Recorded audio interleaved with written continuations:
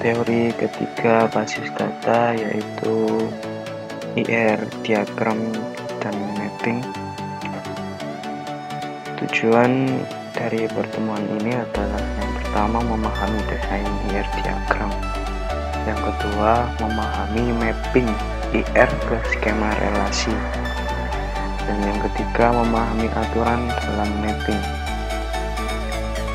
Ini adalah contoh IR diagram dengan composite attribute, multi-value attribute, dan derived attribute. Nah, kita lihat ini adalah derived attribute. Dia dikurangi oleh date of birth. Derived attribute ini dilambangkan dengan garis putus-putus. Yang kedua ada multi-value attribute. Jadi multi-value attribute ini memiliki beberapa data dilambangkan dengan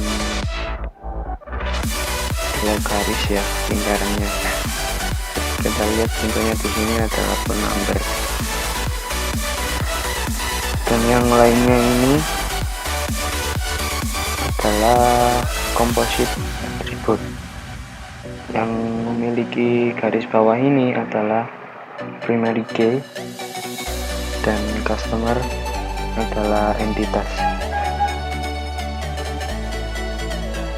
Kemudian ada fase desain database. Yang pertama adalah requirement dan analisa.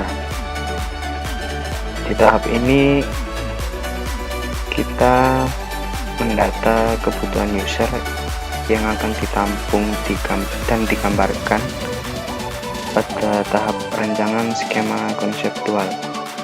Jadi kita mendata dan menganalisa kebutuhan yang diinginkan oleh customer.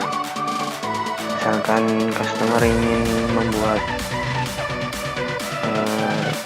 database suatu restoran, maka kita harus mengumpulkan data dan menganalisa dari suatu restoran tersebut.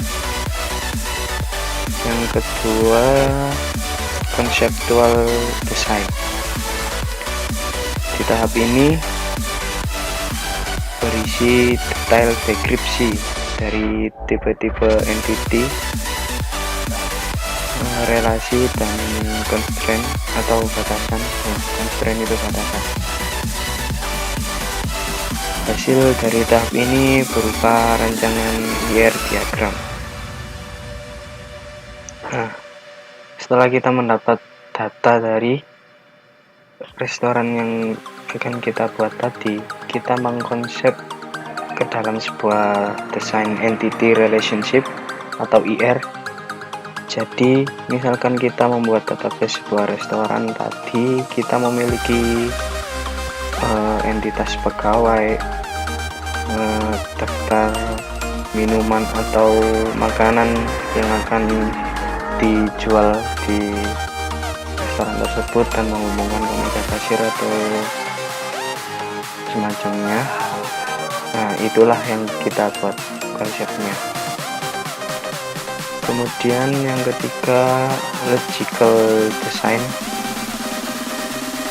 Setelah IR diagram yang dibuat dari rancangan skema konseptual database tadi, perlu dilakukan proses mapping ke skema relasi agar database tersebut dapat diimplementasikan dengan relational DBMS atau RDBMS. Hasil dari tahapan ini berupa skema database. Jadi di sini kita membuat perintah-perintah tadi lebih nyata di tahap ini agar database kita terlihat logis.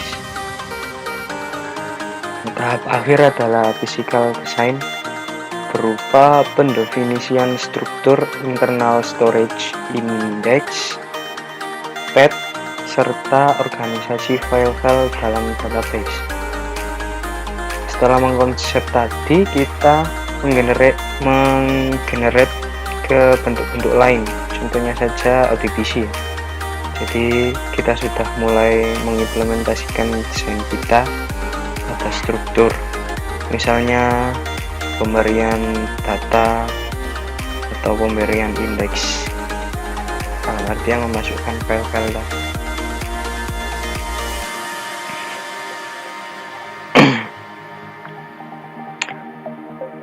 Setelah IR diagram dari suatu database dibuat, perlu dilakukan proses mapping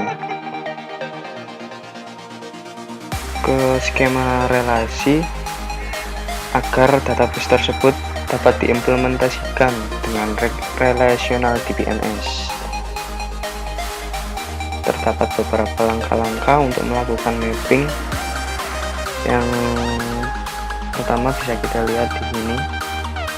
Untuk yang pertama, langkah-langkah mapping untuk setiap entitas skema relasi R yang menyertakan seluruh simpel atribut dan simpel atribut dari komposit atribut yang ada. Pilih salah satu atribut kunci sebagai primary key. Dan yang kedua, untuk setiap entitas lemah, buatlah skema relasi R dengan mengikut sertakan seluruh simpel atribut.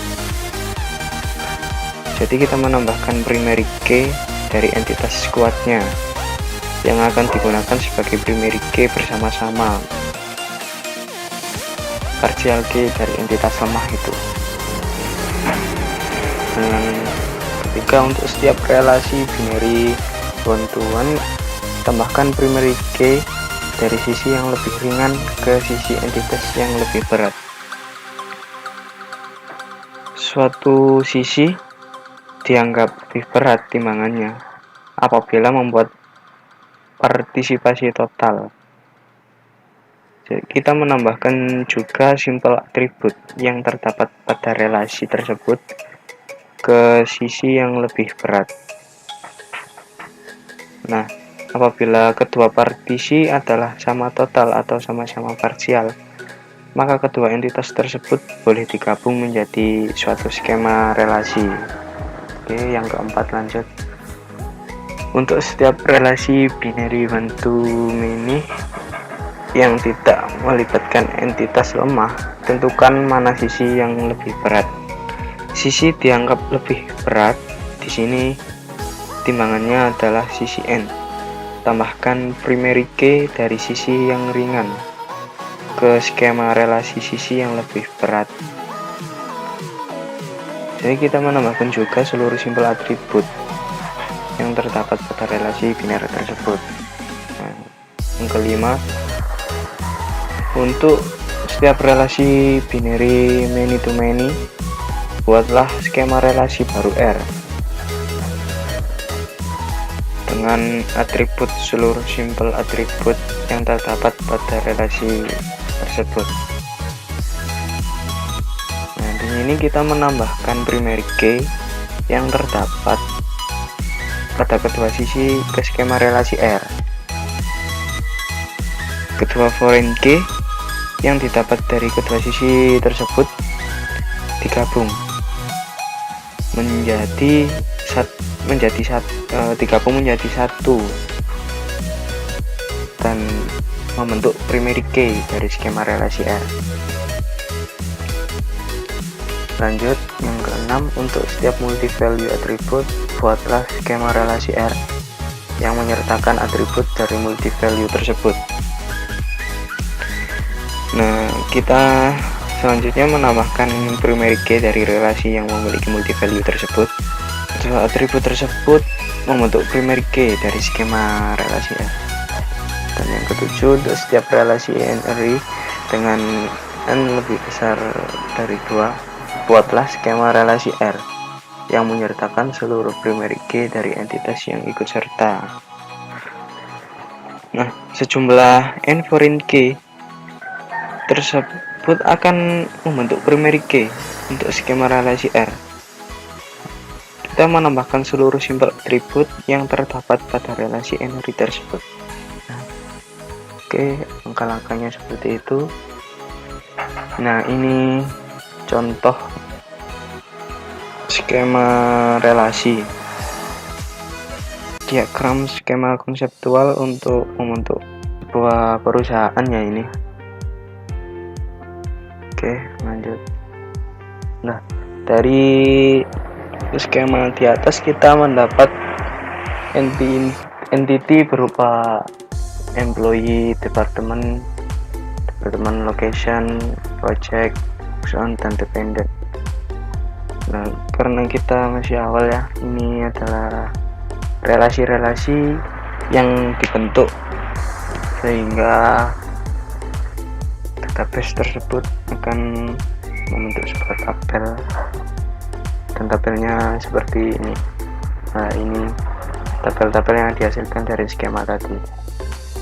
Ini juga jadi dari entitas tadi bisa membentuk sebuah tabel. I'm an icon, man. And my girl about a 10. I should fuck her in a Benz.